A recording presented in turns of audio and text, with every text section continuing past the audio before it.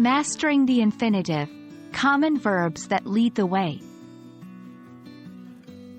Hello everyone, and welcome back to our series on English grammar fundamentals.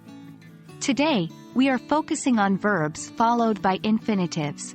Infinitives are the base form of a verb, typically preceded by the word to. For example, to read, to write, to learn.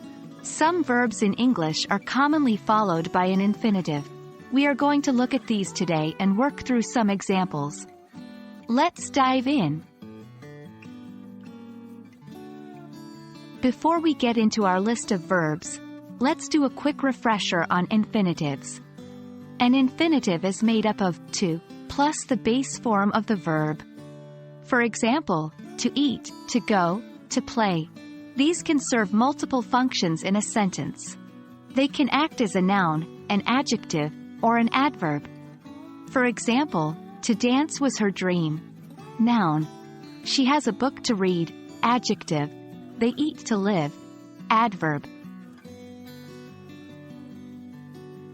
Now, let's move on to our main topic. There are certain verbs that are commonly followed by infinitives.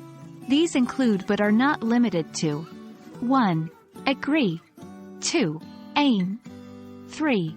Attempt 4. Choose 5. Decide 6. Expect 7. Hope 8. Plan 9. Promise 10. Refuse. These verbs are usually followed by an infinitive to provide additional information about the verb's action. For example, I hope to see you soon.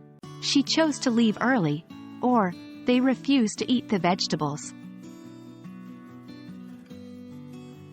Let's get some practice with these verbs and see them in action. 1. I agree to participate in the project. 2. They aim to complete the task before Friday. 3. He attempted to cook dinner for his date. 4. She chose to ignore the criticism. 5. We decided to adopt a puppy from the shelter. 6. They expect to win the competition. 7. I hope to visit France next year. 8. We plan to move to a new city. 9.